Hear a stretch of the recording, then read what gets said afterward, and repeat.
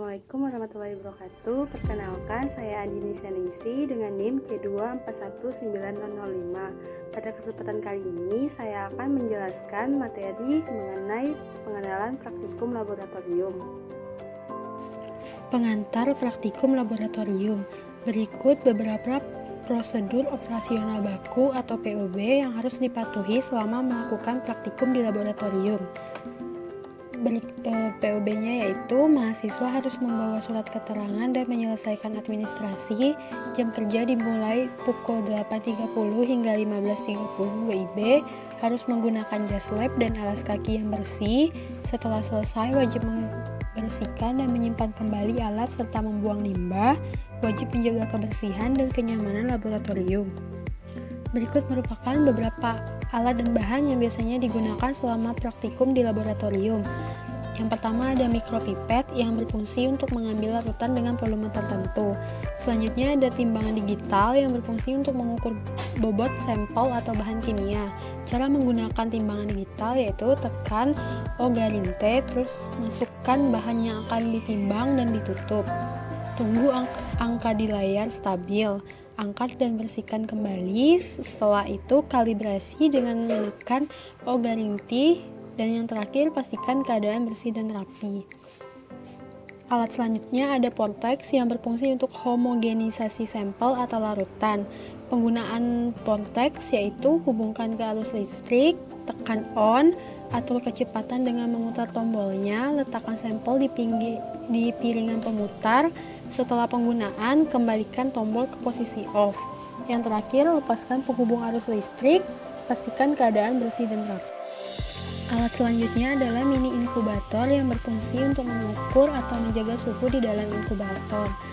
Cara penggunaan mini inkubator yaitu hubungkan ke arus listrik, tekan on di belakang mesin, atur suhu dan tekan start. Setelah suhu sesuai yang diinginkan, masukkan sampel ke lubang inkubator.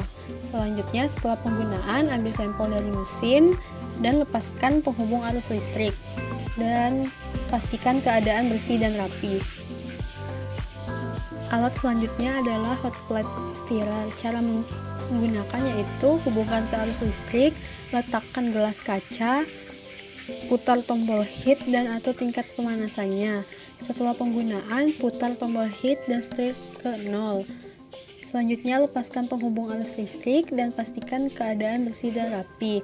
Alat ini digunakan untuk mengaduk, mencampur, dan menghomogenkan larutan kimia dengan menggunakan medan magnetik. Elektroforex berguna untuk memisahkan komponen atau molekul bermuatan berdasarkan perbedaan tingkat migrasinya dalam sebuah medan listrik. Cara penggunaannya yaitu dengan menghubungkan ke arus listrik. Kemudian tekan on. Buka tutup elektroforesis, masukkan gel agores, tuang TAE hingga terendam. Setelah itu masukkan sampel ke dalam sumur. Tutup, atur waktu dan tegangannya, kemudian tekan start. Selanjutnya ambil dan tutup kembali.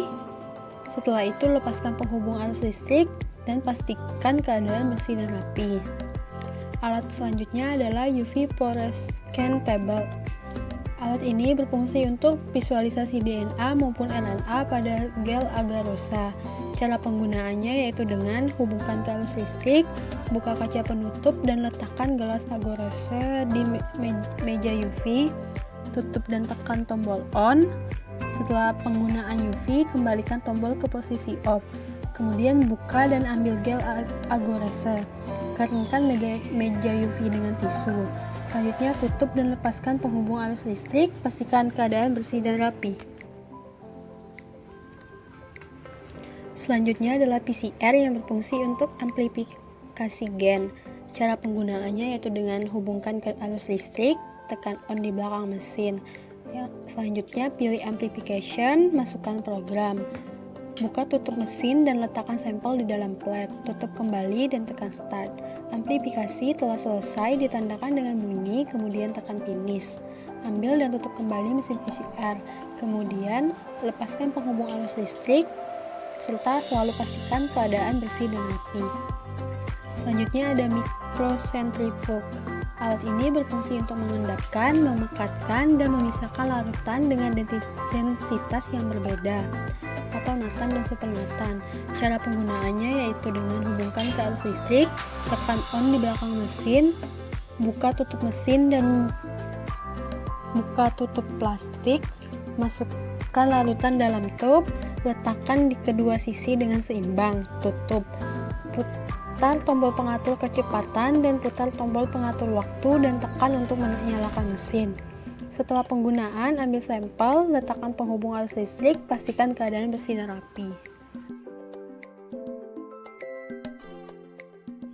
Beberapa alat lain yang sering digunakan di laboratorium itu ada tip mikropipet, ada box mikrotip, ada spatula, ada mikroplastal, dan ada gelas piala. Kemudian ada dry X, ada box ice, ada cetakan gel, serta ada jidi kolom. Sementara untuk bahan yang digunakan adalah larutan penyangga, yaitu yang memiliki kandungan tris aseteta EDA. Kemudian ada loading dye. Loading dye ini berfungsi untuk menambah densitas. Ada DNA leader yang berfungsi untuk elektroforesis produk PCR. Ada primer yang berfungsi untuk membatasi fragmen dari DNA yang akan diamplifikasi, dan ada plat yang berfungsi sebagai tempat sampel saat proses sequencing. Ada DNA atau RNA cell yang berfungsi untuk meta barcoding serta mengawetkan sampel. Ada fluoresen yang berfungsi untuk mengubah sinar UV.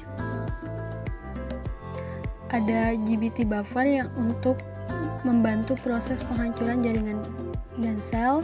Ada PROTK yang berfungsi untuk perusak protein untuk mengikat lipid, serta ada etanol absolut sebagai sterilisasi.